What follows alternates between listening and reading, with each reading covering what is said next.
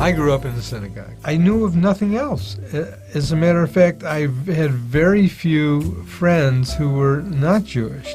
There was a lot of racial tension in our city. So I was in about the 4th or 5th grade, and this friend of mine, Larry, came up to me.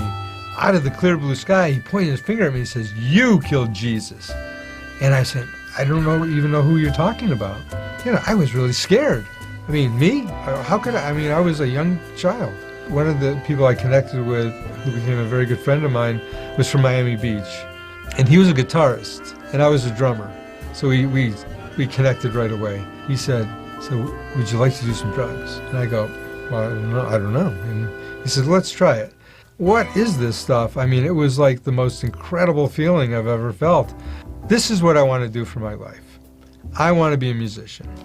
I was just having the time of my life, not being home, being away. Kind of left my Jewish roots back at the house. So we showed up at this club, and we set up our equipment. Attached to the club was a cafe, and there was this really, really cute girl. And I tell you, my eyes just went boom. I said, "I'm going to marry this girl." And I said, "Hey, how would you like to come with me?" She goes, "Okay." And I had our first child within a few years. We were immersed back into the congregation, back into that synagogue that I grew up in as a kid and that my family was instrumental in starting. We do business. I'm in the scrap metal business, and we do business with this fellow, and his name was Sam, his wife's name was Louise, and they were the sweetest little Jewish couple you'd want to meet. Monica and I take a trip to Vermont. On the way back from Vermont, we stop and see Sam and Louise at their house because they invited us. Louise, I've never met her before, but she's this real cute little Jewish lady, and she started talking about the Jewish Messiah, Yeshua. She was like, "You gotta hear about this. It's changed my life." She says, "You've never heard of Yeshua?" And I says, "No, I've never heard of Yeshua." And she says, "Well, I bet you've heard of him as Jesus." Louise, stop right there. I says, "I'm Jewish. I don't believe in Jesus. I was intrigued about this Yeshua guy, but this Jesus, no. It's not for me." But thank you, Louise. Thank you very much. Right about that time, I started having a real drug and alcohol problem. Whatever pain I was in or feeling, it would take that away. My dad passed away at a very young age. He was like 52 years old and died from cancer. Just gotten divorced a couple of years before that, and I mean, all this stuff was caving in on me. I had to drive myself to the emergency room because I was thinking I was having a heart attack. And as I was driving home, there was a stretch of road that usually had a lot of truck and car traffic in the middle of the week. I said to myself, I'm done with this. I can't take it anymore. I'm going to end my life. I'm going to kill myself. The first truck that I see coming towards me, I'm history. I'm done. I wasn't even thinking about the truck driver. I wasn't even thinking about anybody but myself. I was just wanted to kill that pain permanently. And in 2 to 3 miles, there was not one car or not one truck. I get home, and my wife says to me, "What are you doing home? It's the middle of the day." "You don't understand. You have no clue." And I took her engagement ring and her wedding ring, and I threw it across the room. I didn't know what was happening. I was out of my mind. I was just gone. And she was saying, "What do you want from me? What do you want from me?" And all of a sudden I felt this emotional thing. And I opened my mouth, and out of my mouth came these words, "I just need to be loved." And I go running at the end of the hall is our door to our bedroom. And I go through that door, and I shut the door, and boom, I hear the door crack. And I jump into bed, and I just start screaming, "God, help me. I'll do anything, God. Just stop this pain. Just stop this pain." I couldn't take it anymore. I was going crazy. And my wife walked in the room and says, "Your psychologist is on the phone. He wants to talk to you." "Yeah, what's going on?" He goes, "No, you tell me what's going on." And I said, "Well, I'm just having a bad moment here." He goes, "According to your wife, you're having a very bad moment." He says, "I want to see you first thing tomorrow morning in my office, and you're going to need to go to rehab." So I go to this rehab, and I get a sponsor. She said, part of the journey of recovery it's a spiritual recovery. So she says, I want you to start going back to your synagogue.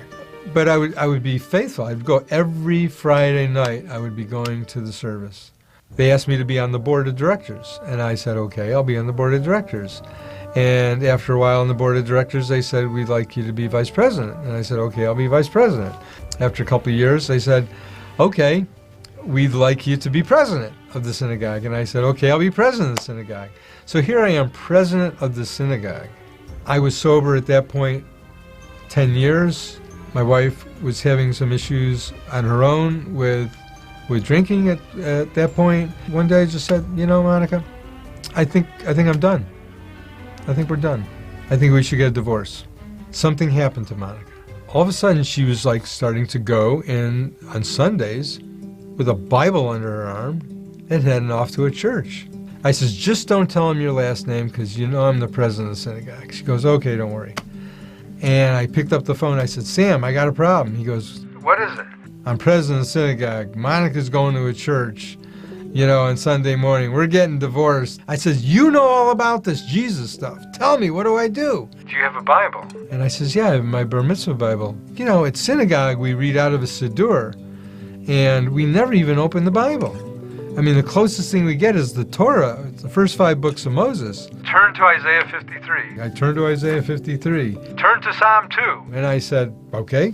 Flipped it over, found Psalm 2. Turn to Psalm 22. And I said, okay, turn to Psalm 22. Read that. Who do you think they're talking about? I mean, if you're asking me, it sounds like they're talking about Jesus. But how could they? This is my Jewish Bible I got from my bar mitzvah. Well, why do you think they're not talking about Jesus?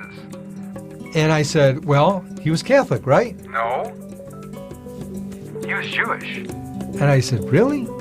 Ask God tonight what the truth is. So here I am lying in bed that night, and I'm like, okay, God, I heard some really strange stuff tonight, but I do know that you pulled me out of the drug and alcohol addiction. You saved my life. I'll believe whatever you say. So I heard these words like he was standing next to me.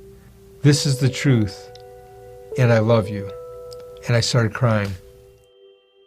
So we go to the Rosh Hashanah service at their congregation like an hour and a half away.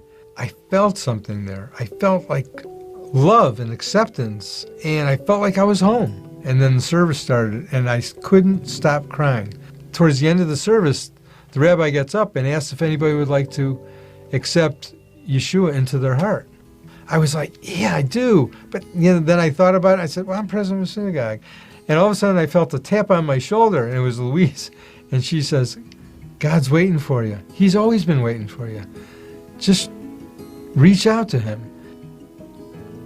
I never thought I could be Jewish and believe in Jesus. I thought the two were entirely at opposite ends of the spectrum.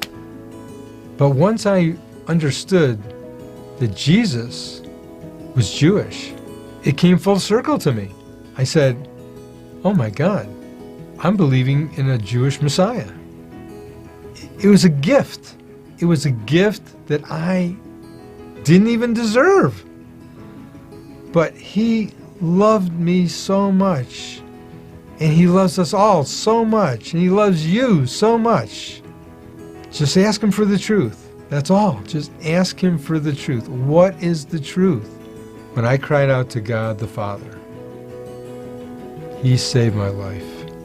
When I said that prayer to accept Yeshua, Jesus, into my heart, he saved my soul.